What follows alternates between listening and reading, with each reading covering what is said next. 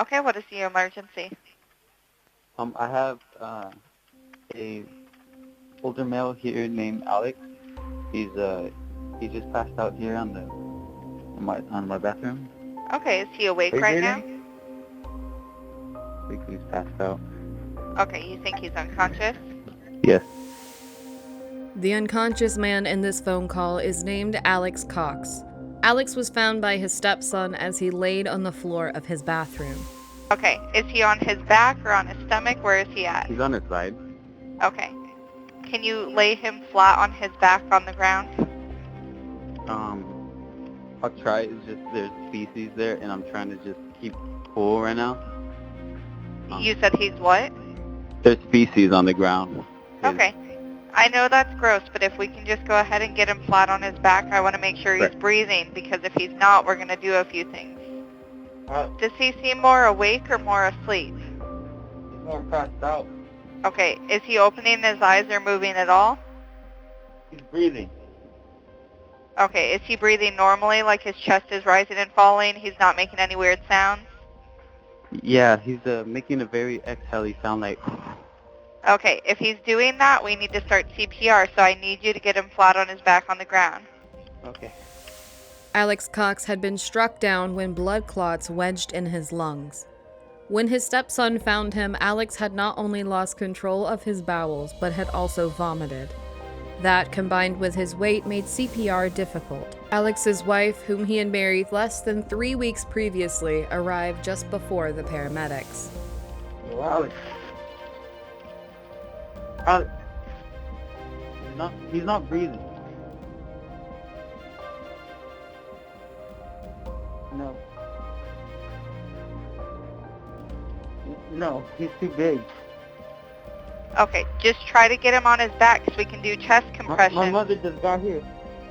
Okay, ma'am, the paramedics are pulling up, but in the meantime, we need him to get flat on his back, and we need to give him chest compressions, okay? Chest compression.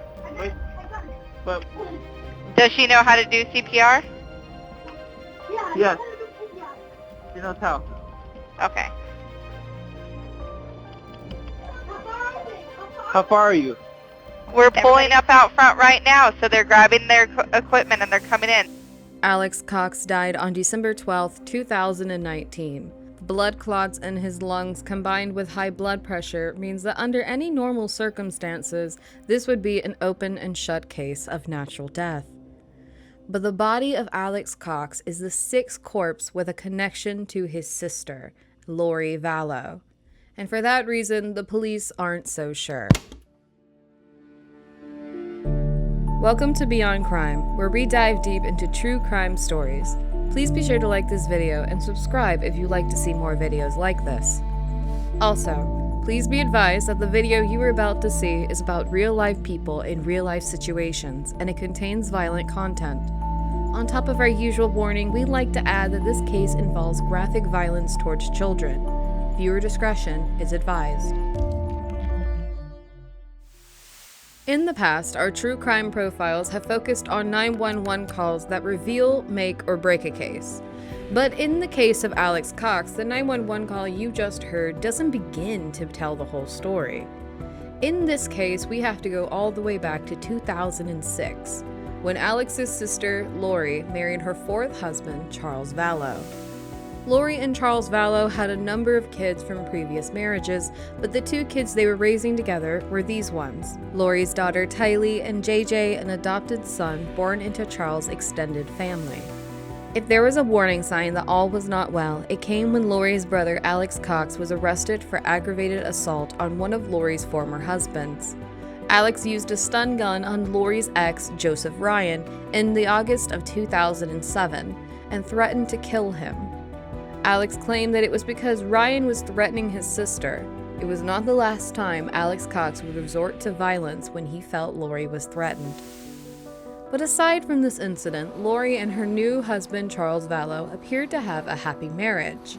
By 2014, the family of four was living together on the Hawaiian islands of Kauai.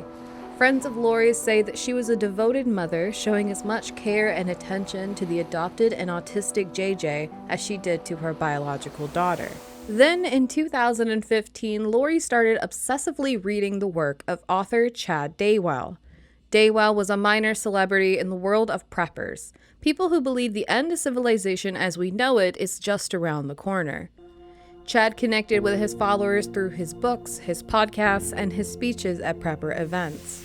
And that's the message I really want to share, is that we can prepare ourselves to survive through these trials that are coming, and that's the whole reason you're here. I know that the Spirit has guided you and prompted you, that you have a role to play. Chad and his wife Tammy Daybell had recently purchased a home in Idaho after Chad twice heard a voice telling him to move to the city of Rexburg. It was around this time that Lori began reading his books. In early 2017, Lori and Charles Vallow left Hawaii with Tylee and JJ, settling in as a family in Arizona. A year later, Lori's ex, Joseph Ryan, the one her brother had attacked 10 years previously, died. His death was ruled to be a heart attack, though authorities would later revisit this in light of what followed. In the fall of 2018, Lori attended an event for preppers organized by Preparing a People, an organization that says its mission is to help prepare the people of this earth for the second coming of Christ. It was at this event that she met her favorite author, Chad Daybell. Over the following months, Lori and Chad appeared on a number of podcasts together and began to exchange emails. On January 22, 2019, Lori received an email from Chad with the subject line, "Demon with a name, Nick Schneider." That month, while Charles was away on a business trip, Lori transferred $35,000 out of her husband's business account, funneling it into an unknown location. She also transferred 2,000 of his enterprise points to her personal account. When confronted by her husband, Lori told him that she was a god sent to carry out the work of 144,000 people who would survive the second coming of Christ. She also told Charles that she knew he wasn't her real husband. According to Lori, the real Charles was dead and his body was inhabited by a demon named Nick Schneider. Lori told her husband that she was planning to kill him and that she had an angel who would help her dispose of his body. Alarmed, Charles contacted the police and told officers that he was concerned about what Lori might do to the kids. I'm not irrational or stupid or anything like that. I just want her, at all. I want her to get help. Yeah. She's my wife. I love her to death. Something's going on. Okay. So if she wants me gone, fine. I'll do all that stuff. I just don't want her hurt. Okay. I just don't want to hurt anybody else. Charles petitioned a 72-hour hold and evaluation of Lori.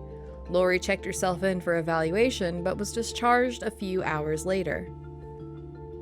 In early February, Charles filed for divorce from Lori. On the advice of his attorneys, he removed her as a beneficiary on his life insurance policy.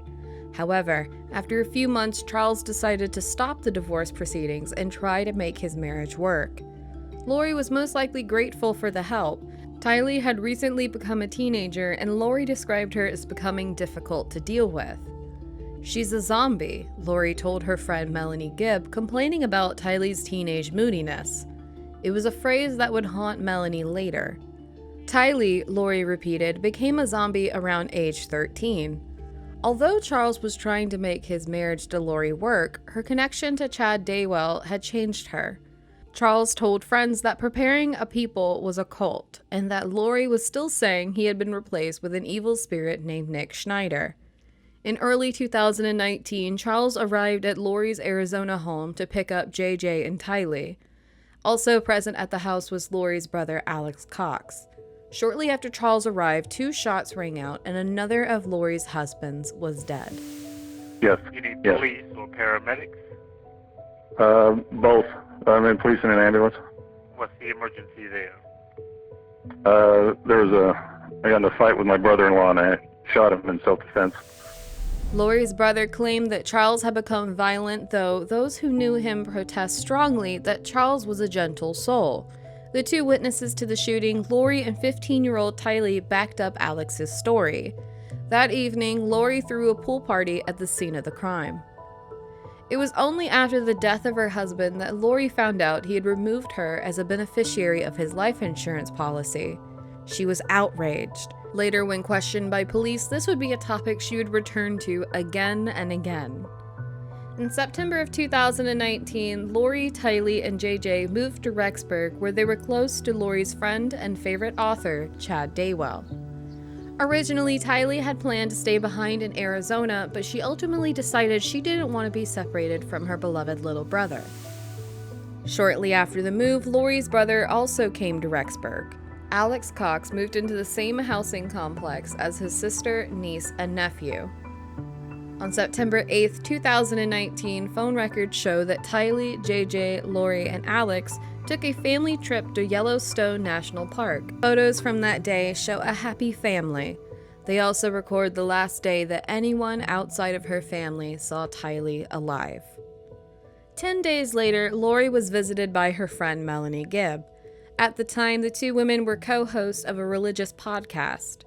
During this visit, Lori complained that JJ was acting rambunctious and had knocked over a picture of Jesus. She said that JJ was acting like a zombie. As Gibb and Lori were re-recording a podcast episode, Alex Cox stopped by his sister's apartment holding a sleeping JJ in his arms. It was the last time Gibb or anyone outside the family saw JJ alive. Meanwhile, across town, Chad Daybell's wife Tammy was unloading groceries from her car when a man wearing a ski mask drove by and pointed what she assumed was a paintball gun at her. The gun didn't go off, and when Tammy yelled for her husband, the masked man drove away. The Fremont County Sheriff's Office believed the incident was a prank. 2 weeks later, police were called to the Daybell's house again. This time, Tammy Daybell was dead. Her husband, Chad, told police that she had gone to bed with a bad cough and never woken up. Although Tammy was only 49, the death was ruled to be natural and no autopsy was performed. Less than 2 weeks later, newly widowed Chad Daybell and newly widowed Lori Vallow were married in Hawaii. The wedding was paid for in part by the $430,000 Chad had received from his wife's insurance policy. JJ and Tylee are not in any of the wedding photos. That's because at that point, JJ and Tylee hadn't been seen in over a month. When speaking to acquaintances, Lori and Chad told a variety of stories. They told one acquaintance that Lori had no children. They told another that Tylee had died in 2017. At the request of JJ's paternal grandmother, police in Rexburg went to visit Lori and Chad once they were home from their honeymoon. Lori told police that JJ wasn't missing at all, he was staying with her friend Melanie in Arizona. When questioned by police, Melanie denied the story. She hadn't seen JJ in months. Tipped off that something was wrong, police returned to the home of Lori and Chad, only to find that the couple had abruptly left town. It was now December of 2019. Rexburg police publicly announced the disappearance of Tylee and JJ.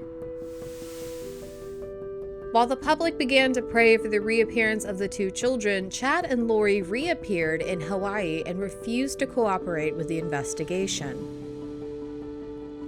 At this point, suspicious of the quick wedding that followed her death, police decided to exhume Tammy Daybell's body and perform an autopsy. While the results of the autopsy have yet to be made public, we do know that police have reclassified her death as suspicious. On December 30th, 2019, Rexburg police issued a news release saying that they strongly believe JJ and Tylee's lives to be in danger. The public began to demand answers from the two parents who walked the beaches of Hawaii while refusing to answer questions about the whereabouts of Tylee and JJ. Some private citizens even began posting the same question over and over in Amazon reviews of Chad Daybell's book, asking him, "Where are the children?" Finally, law enforcement located Chad and Lori on the Hawaiian island of Kauai and served them with a court order. Lori was required to physically produce Tylee and JJ to the Idaho Department of Welfare in Rexburg, Idaho, or to go to the Rexburg police within 5 days of being served with the order. When Lori did not show up to her court date, she was arrested on 2 counts of felony desertion of a child, resisting and obstructing an officer, solicitation of a crime, and contempt. She was extradited to Idaho, and Chad followed her there. While Lori was in prison, a search warrant was served on Chad's property. Here, the FBI found the answer to the question that had been haunting the state of Idaho. After nearly 9 months, JJ Vallow and Tylee Ryan had been found. Their bodies were uncovered in Chad Daywell's backyard, buried separately and weeks apart. Tylee was found in the Daywell Pet Cemetery, in a spot where Chad told the neighbors he had shot and buried a raccoon. JJ's body was found wrapped in duct tape. Evidence indicates that he may have been buried while still alive. Why were Tylee and JJ, two beloved and by all accounts good kids, murdered? The answer is found in the affidavit for Chad Daywell's arrest in June of 2020. According to that document, Chad's religious beliefs include the idea that some people on this earth are zombies, and that when Lori said her children had become zombies, she wasn't speaking about the moodiness and changes that come over all teenagers. She was talking about something much, much darker. But did Chad and Lori actually kill the kids, or did they send someone else to do it? Lori's ever-loyal brother Alex Cox was in Chad's yard on 2 separate nights that Tylee and JJ disappeared. Cell phone records place him there both times and in the middle of the night. At this point, we would love to tell you that Alex Cox spilled the beans and confessed all the details of the plot. But remember that 911 call from the beginning of the story. When the bodies of Tylee and JJ were discovered, Alex Cox was already dead. That's correct. Okay, what is the emergency? I have a older male here named Alex. He just passed out here on my bathroom. Okay, is he awake right now? I think he's passed out. Okay, you think he's unconscious? Yes. Authorities are relatively certain that Alex's death was natural, but they haven't stopped looking at the case, and you can't blame them.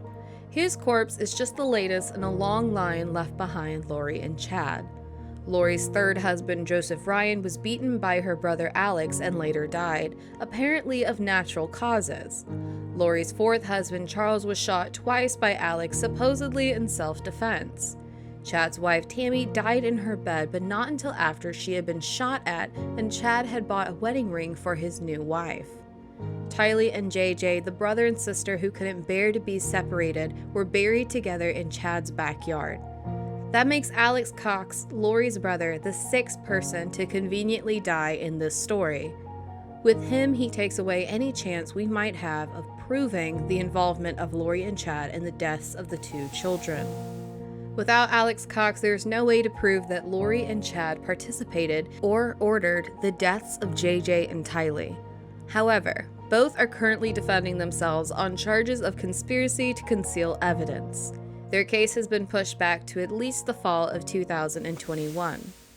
That's where Beyond Crime leaves you for now, an unsatisfying ending to a grisly tale.